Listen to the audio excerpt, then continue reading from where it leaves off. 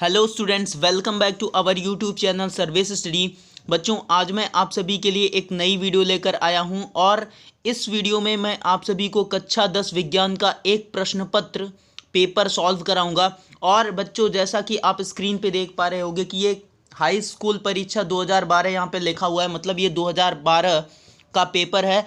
और इस प्रश्न पत्र से आपके ढेर सारे क्वेश्चंस बोर्ड परीक्षा में फंसने वाले हैं, तो कोई भी स्टूडेंट्स वीडियो को स्किप नहीं करेगा, वीडियो को एंड तक देखेंगे। और जो भी बच्चे चैनल पे नए हैं वो चैनल को सब्सक्राइब कर लें, साथ ही साथ बेल आइकन भी प्रेस कर लें ताकि इस तरह की इंपॉर्टेंट वीडियो का नोटिफिकेशन उनके पास सबसे पहले पहुंच जाए।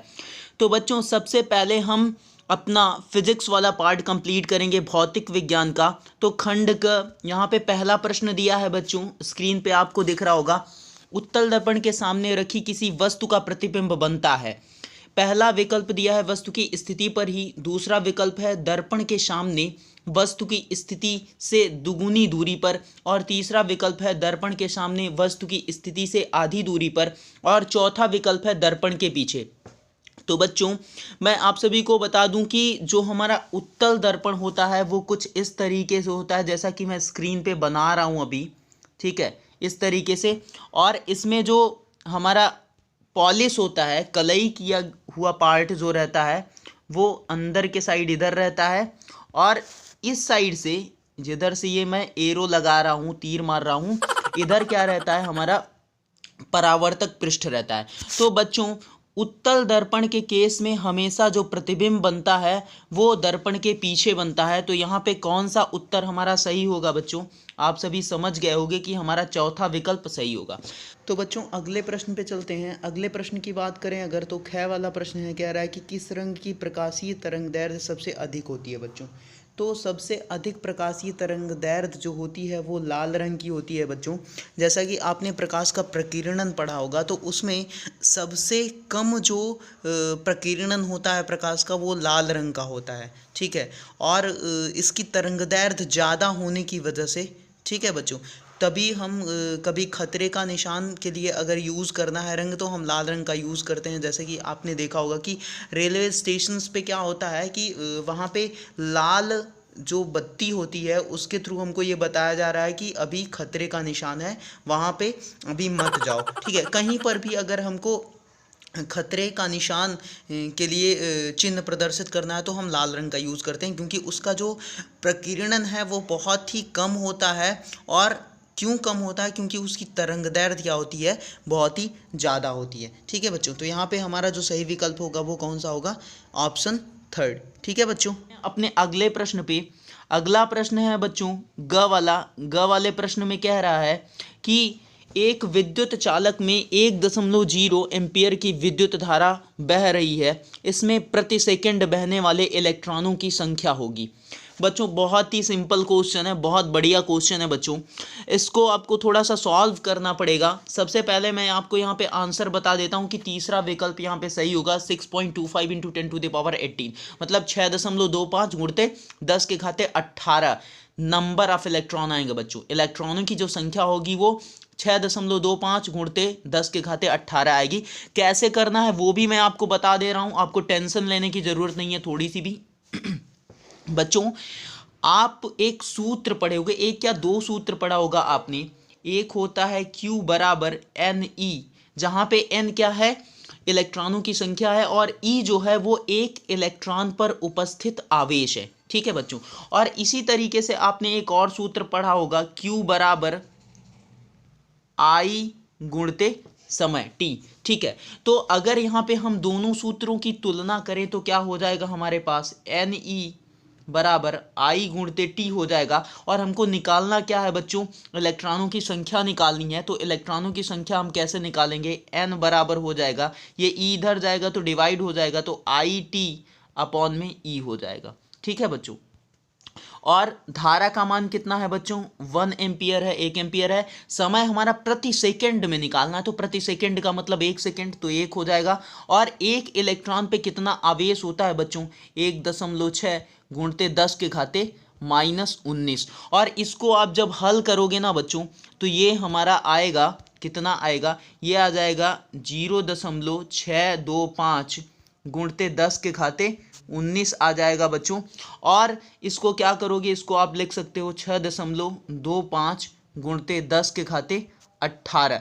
तो जो हमारा n का मान आ रहा है बच्चों, n बराबर आ रहा है वो 6.25 गुणते 10 के खाते 18 आ रहा है, मतलब इतने इलेक्ट्रॉन बहेंगे, ठीक है, प्रति सेकंड में। ठीक है बच्चों, तो क्लियर है सभी को कि यहाँ पे कौन सा हमारा विकल्प सही होगा, तीसरा वाला, 6.25 इंटू 10 के घाते 18 इलेक्ट्रॉन। ठीक है, अगले प्रश्न पे चलते हैं। अगले प्रश्न की बात कर लेते हैं। घ वाला कह रहा है कि चुंबकीय क्षेत्र में गतिमान आवेश पर लगने वाले बल की दिशा ज्ञात होती है। बहुत बढ़िया क्वेश्चन है बच्चों। हमसे पूछ रहा है कि यदि कोई चुंबकीय क्षेत्र है और उसमें कोई आवेश गति कर रहा है, तो उस आवेश पर लगने वाले बल की दिशा ज्ञात करनी है, तो हम किस नियम के थ्रू ज्ञात करेंगे। पहला हमारा दिया है दाहिने हाथ के अंगूठे के नियम से, दूसरा दिया है फ्लेमिंग के दाएं हाथ के नियम से, तीसरा दिया है फ्लेमिंग के बाएं हाथ के नियम से, और चौथा दिया है फ्लेमिंग के एम्पियर के नियम से, सॉरी। तो बच्चों, जब किसी चुंबकीय क्षेत्र में कोई आवेश गतिमान अवस्था में रहता है, मतलब गति करता रहता है, तो उस पर जो बल लगता है उस बल को क्या कहते हैं बच्चों, उस बल को कहते हैं लॉरेंज बल। कौन सा बल कहते हैं बच्चों, लॉरेंज बल कहते हैं। और लॉरेंज बल का मान हम हमेशा किस नियम से निकालते हैं, लॉरेंज बल का मान हमेशा हम फ्लेमिंग के बाएं हाथ के नियम से निकालते हैं, मतलब कि हमारा जो सही विकल्प होगा वो कौन सा होगा, तीसरा वाला। ठीक है, फ्लेमिंग के बाएं हाथ के नियम से। ठीक है बच्चों, इसके बाद बच्चों अगला प्रश्न दिया है हमारा, अतिलघु का प्रश्न है, अतिलघु उत्तरीय। कह रहा है कि रेखीय आवर्धन किसे कहते हैं। अब बच्चों यहाँ पे मैं आपको समझा तो दूंगा, लेकिन आपको जो नोट्स चाहिए, जो इसकी डिफिनेशन चाहिए, वो मैं यहाँ पे लिख नहीं पाऊंगा। तो इसके लिए मैं एक काम करता हूँ, मैं चलता हूँ नेक्स्ट पेज पे। ठीक है बच्चों, तो बच्चों हम कौन से क्वेश्चन की बात कर रहे थे, ये स्क्रीन पे आप देख पा रहे होगे, रेखीय आवर्धन किसे कहते हैं। ठीक है, यहाँ से हमको पढ़ना था। तो रेखीय आवर्धन क्या होता है बच्चों, सबसे पहले मैं ये बता दूं कि हमारा जो प्रतिबिंब बनता है वो वस्तु की तुलना में कितना बड़ा बना हुआ है या फिर कितना छोटा बना हुआ है, इसी को हम क्या बोलते हैं, रेखीय आवर्धन बोलते हैं। तो यहाँ पे परिभाषा दी हुई है बच्चों, आप देख पा रहे होगी कि प्रतिबिंब की लंबाई तथा वस्तु की लंबाई के अनुपात को रेखीय आवर्धन कहते हैं। इसे m से प्रदर्शित करते हैं। बच्चों, प्रतिबिंब की जो लंबाई होती है और जो वस्तु की लंबाई होती है, अगर दोनों लंबाइयों का हम अनुपात निकाल दें तो वही हमारा क्या होता है, रेखीय आवर्धन होता है। और रेखीय आवर्धन को m से प्रदर्शित करते हैं। ठीक है बच्चों, इसके बाद बच्चों यहाँ पे रेखीय आवर्धन का सूत्र भी दिया हुआ है कि रेखीय आवर्धन का सूत्र क्या होता है, m बराबर प्रतिबिंब की लंबाई बटे वस्तु की लंबाई। मतलब कि प्रतिबिंब की लंबाई अगर I हम ले लें और वस्तु की लंबाई O ले लें, तो m बराबर I बटे O क्या हो जाएगा, हमारा रेखीय आवर्धन का सूत्र हो जाएगा। लेकिन बच्चों यहाँ पे एक और बात मैं आपको बताना चाहूँगा कि कहीं कहीं पे मैक्सिमम बुक्स में क्या होता है कि जो हमारी प्रतिबिंब की लंबाई होती है, चाहे आप उसको प्रतिबिंब की ऊंचाई भी बोल सकते हो। ठीक है, चाहे प्रतिबिंब की लंबाई बोलो चाहे प्रतिबिंब की ऊंचाई बोलो, एक ही बात है। चाहे वस्तु की लंबाई बोलो चाहे वस्तु की ऊंचाई बोलो, वो भी एक ही बात है। तो रेखीय आवर्धन का सूत्र वहाँ पे दिया रहता है m बराबर HI बटे HO। इसका मतलब क्या है, HI मतलब हाइट ऑफ द इमेज, मतलब कि प्रतिबिंब की ऊंचाई, और HO बराबर हाइट ऑफ द ऑब्जेक्ट, मतलब कि वस्तु की ऊंचाई। ठीक है, तो आप ये सूत्र भी अगर कहीं पे दिखे तो उसको भी आप टिक कर सकते हो, मतलब ये सूत्र का भी प्रयोग कर सकते हो, ये भी सही है। ठीक है, बस नोटेशन थोड़ा सा अलग है।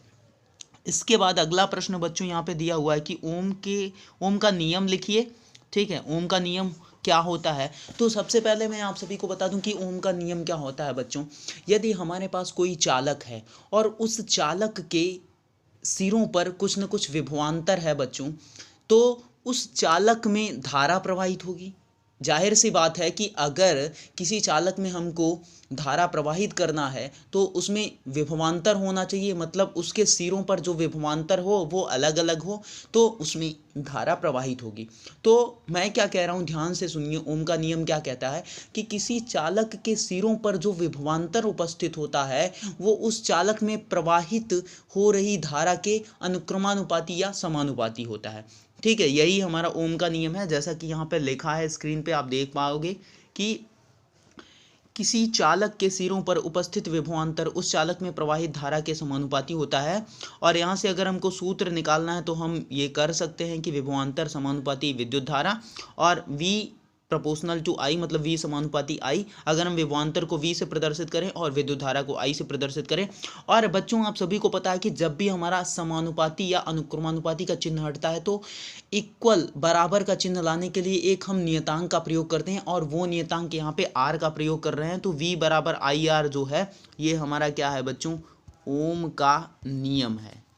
क्या है बच्चों, ओम का नियम है। ठीक है बच्चों, और ये R जो है, R क्या है बच्चों, R यहाँ पे हमारा प्रतिरोध है। R क्या है बच्चों, R हमारा यहाँ पे प्रतिरोध है। ठीक है, इसके बारे में हमको बात नहीं करनी है। ठीक है, तो R हमारा यहाँ पे प्रतिरोध है। यदि आपको प्रतिरोध के बारे में जानना है तो आप कमेंट करिएगा, मैं आपको समझा दूंगा। ठीक है, अगले प्रश्न की तरफ चलते हैं बच्चों। अगला प्रश्न है हमारा खंड ख का। ठीक है, केमिस्ट्री वाला पार्ट आ गया। इसमें पहला जो बहुविकल्पीय प्रश्न है बच्चों, कह रहा है कि ऑक्सीजन की संयोजकता है। ऑक्सीजन की कितनी संयोजकता होती है बच्चों। अब बच्चों सबसे पहले हम थोड़ा सा इस टॉपिक पे डिस्कस कर लेते हैं कि संयोजकता क्या होती है। संयोजकता वह संख्या होती है, मतलब कि हम इस तरीके से इसको बता सकते हैं कि किसी भी परमाणु के बाह्यतम कक्षा में उपस्थित इलेक्ट्रॉनों की संख्या को ही संयोजकता कहते हैं। ठीक है बच्चों, जैसे कि अगर हम उदाहरण की बात करें, मान लो हमने सोडियम का उदाहरण ले लिया, तो सोडियम का जो परमाणु संख्या होता है वो 11 होता है, और अगर इसका हम इलेक्ट्रॉनिक कन्फिग्रेशन करेंगे, मतलब इलेक्ट्रॉनिक विन्यास करेंगे, तो कितना आएगा, 2, 8 और 1। मतलब अंतिम कक्षा में जो इलेक्ट्रॉनों की संख्या होगी वो 1 होगी। तो 1 इसकी क्या है बच्चों, संयोजकता है। अब कई बार ऐसे होता है कि उसके बाह्यतम कक्षा में 4 से ज़्यादा इलेक्ट्रॉन हो जाते हैं। तो जब 4 से ज़्यादा इलेक्ट्रॉन हो जाएंगे तो हम 8 से उस संख्या को माइनस करके संयोजकता का मान निकालते हैं बच्चों। तो यहाँ पे बहुत ही टिपिकल क्वेश्चन है थोड़ा सा, क्योंकि यहाँ पे चिन्ह का प्रयोग दे दिया है। ठीक है, अब ऑक्सीजन की संयोजकता वैसे तो 2 होती है, लेकिन -2 इसकी एक्चुअल में होती है बच्चों, क्योंकि ऑक्सीजन की अगर बात करेंगे तो ऑक्सीजन का जो परमाणु क्रमांक होता है, परमाणु संख्या होती है, वो 8 होती है। और अगर इसका हम इलेक्ट्रॉनिक विन्यास करेंगे तो 2 और 6 होगा। मतलब अंतिम कक्षा में इसके बाह्यतम कोश में कितने इलेक्ट्रॉन होंगे, 6 इलेक्ट्रॉन होंगे। तो इसको 2 इलेक्ट्रॉन और चाहिए अपना अष्टक पूरा करने के लिए। तो 2 इलेक्ट्रॉन ये क्या करेगा, किसी न किसी से लेगा, और जब कोई भी परमाणु इलेक्ट्रॉन को लेता है तो वो क्या बनाता है, ऋणायन बनाता है। तो मतलब कि इस पे क्या आ जाएगा, और ज़्यादा ऋणायन आ जाएगा, ऋणावेश आ जाएगा। तो कितना आएगा, 2 इलेक्ट्रॉन लिया तो 2 इलेक्ट्रॉनों के बराबर इसके ऊपर ऋणावेश आ जाएगा। तो इसकी जो संयोजकता होगी वो कितनी होगी, -2 होगी बच्चों। लेकिन अगर कहीं ऑप्शन में आपको 2 दिखता है तो 2 भी लगा दो, लेकिन अगर -2 है तो पहले -2 को लगाना चाहिए। तो यहाँ पे हमारा जो सही उत्तर होगा बच्चों वो विकल्प तीसरा होगा, -2। अगले प्रश्न की बात कर लेते हैं बच्चों। जैसा कि आपको स्क्रीन पे दिख रहा होगा कि अगला प्रश्न हमारा दिया हुआ है ख वाला, कह रहा है कि एक विलयन का pH 10 है, वह विलयन होगा। तो बच्चों सबसे पहले मैं आप सभी को बता दूं कि जो pH मान होता है किसी भी विलयन का वो 0 से 14 के बीच में होता है बच्चों, 0 से 14 के बीच में होता है। और 7 से कम जिसका pH मान होता है वो विलयन हमारा अम्लीय विलयन होता है, और 7 से ज़्यादा जिसका pH मान होता है वो विलयन हमारा क्षारीय विलयन होता है। और जिस विलयन का pH 7 के बराबर होता है वह विलयन हमारा उदासीन प्रकृति का होता है। ठीक है बच्चों, तो यहाँ पे जो विलयन का pH मान दिया है वो कितना दिया है, 10 दिया है। तो वह विलयन कैसा होगा, मतलब 7 से ज़्यादा है तो हमारा कौन सा विलयन होगा, विलयन की प्रकृति कैसी होगी, क्षारीय होगी। तो हमारा कौन सा विकल्प यहाँ पे सही होगा बच्चों, दूसरा विकल्प हमारा सही होगा। ठीक है बच्चों, अगला प्रश्न बच्चों आपको स्क्रीन पे दिख रहा होगा, चौथे नंबर का जो प्रश्न है इसमें कह रहा है कि प्रयोगशाला में सर्वप्रथम किस कार्बनिक यौगिक का संश्लेषण हुआ था, इसका नाम एवं सूत्र लिखिए। तो कौन सा कार्बनिक यौगिक बना था बच्चों, यूरिया बना था। और इसका जो सूत्र होता है वो होता है बच्चों NH2CONH2। ठीक है, या इसी को आप क्या लिख सकते हो, CH4N2O। ठीक है, दोनों ही हैं। ठीक है बच्चों, तो यहाँ पे उत्तर आपको दिया गया है। ठीक है, NH2CONH2 इसका सूत्र होता है, और कौन सा यौगिक है, यूरिया। ठीक है, अगला प्रश्न है बच्चों, अगले प्रश्न की बात करें अगर हम, तो दिया है कि निम्नलिखित यौगिकों का IUPAC नाम लिखिए। तो इनका IUPAC नाम लिखना है बच्चों।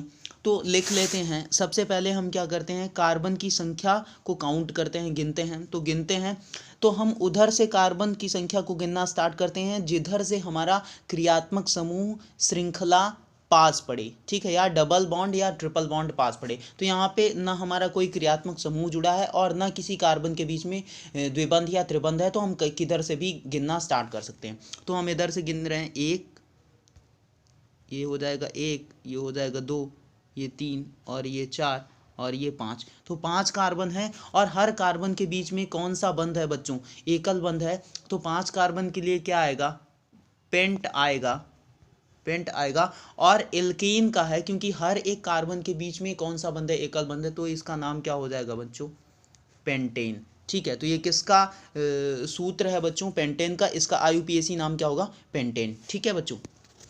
इसके बाद अगला जो प्रश्न दिया है, दूसरा वाला इसी का पार्ट है, उसका आईयूपीएसी नाम बताना है बच्चों। तो इसका आईयूपीएसी नाम भी हम देख लेते हैं। अब बच्चों यहाँ पे आपको फिर से ये ध्यान देना होगा कि द्विबंध त्रिबंध जहाँ से पास पड़ेंगे या क्रियात्मक समूह या श्रृंखला जहाँ से पास पड़ेगी उधर से हम काउंटिंग स्टार्ट करेंगे कार्बन परमाणुओं की। तो किधर से पास पड़ेगा बच्चों, इधर से पास पड़ेगा, 1 2 3। इधर से गिनेंगे तो 1 नंबर पे आएगा हमारा त्रिबंध और उधर से गिनेंगे तो 1 2 3 पे आएगा। तो ये इधर से पास पड़ेगा दाहिने साइड से, तो हम दाहिने साइड से करेंगे। तो 3 कार्बन है, तो 3 कार्बन के लिए बच्चों क्या आ जाएगा हमारा, प्रोप।